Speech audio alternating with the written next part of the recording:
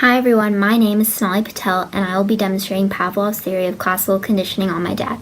The neutral stimulus, which will eventually turn into the conditioned stimulus, is the sound of this ringtone. Every time this ringtone goes off, I will spray him with water. Huh?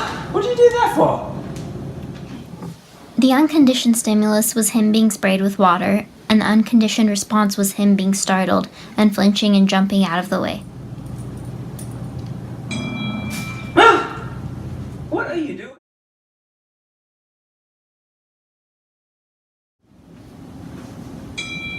Come on. There you can see the sound of the ringtone became the conditioned stimulus, which caused the conditioned response of him being startled, flinching, and jumping out of the way. Let's watch it again in slow motion.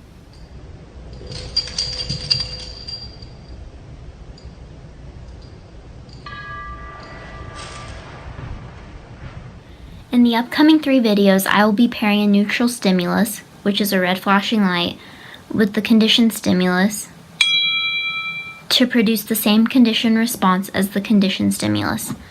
You will be able to see at the end of the 3rd video that higher order conditioning has taken place and that the conditioned stimulus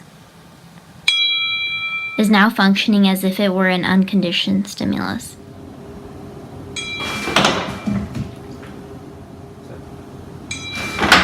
In this upcoming 3rd and last video of higher order conditioning, you will see that the light became the new conditioned stimulus, and when only the light was flashed, he still displayed the conditioned response. I then used a different yet very similar tone to see if stimulus generalization had taken place. The original stimulus was, and the new stimulus was.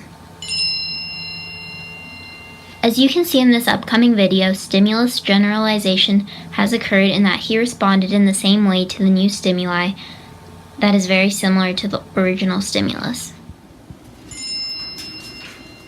I later used a different tone to prove that stimulus discrimination had taken place. He did not respond in the same way to the new stimuli. The next morning, I proceeded to use the original conditioned stimulus. As you can see in this upcoming video, extinction had taken place in that he did not perform the conditioned response in response to the conditioned stimulus.